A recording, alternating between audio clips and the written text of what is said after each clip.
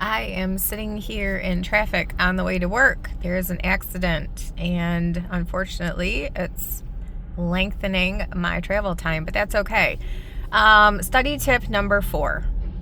I technically, number 4 was, and I couldn't fit in the video title, but it was the video that I did, just the brief, 2-3 minute about circumstantial evidence, using circumstantial or anecdotal evidence to support the nearness of the rapture. This is something that people do, and I will say absolutely not, do not do that. So that was technically number 4.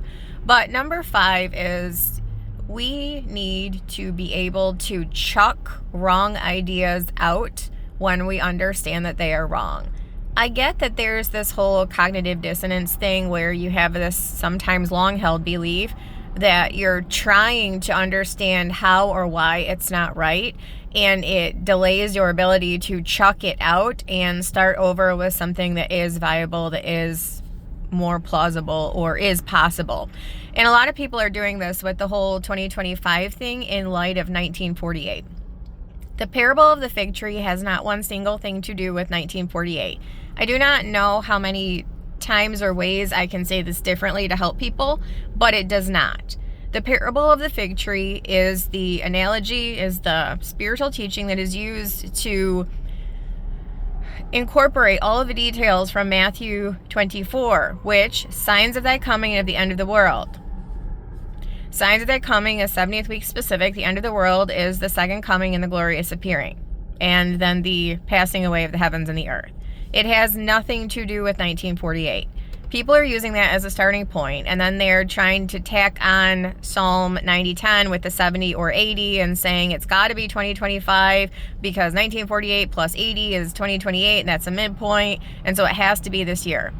Except it doesn't by that logic, because that logic is incorrect.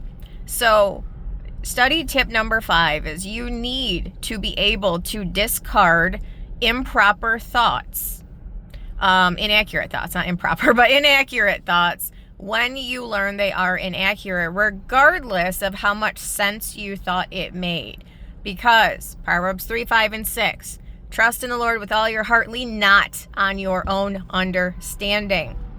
Our own understanding, our own what does or doesn't make sense, doesn't actually matter in the scope of Bible prophecy. It's helpful to be able to interpret, but it is not necessary for the Bible prophecies to come to pass in the way they were written, for us to understand them. Our understanding is technically not a necessary component of that. It's helpful, we want it, but it's not necessary. So study tip number 5, when you are aware that something that you thought is not accurate, chuck it. Don't try to hang on to it. Don't try to rationalize it or reason through it or why it could still be right. Chuck it.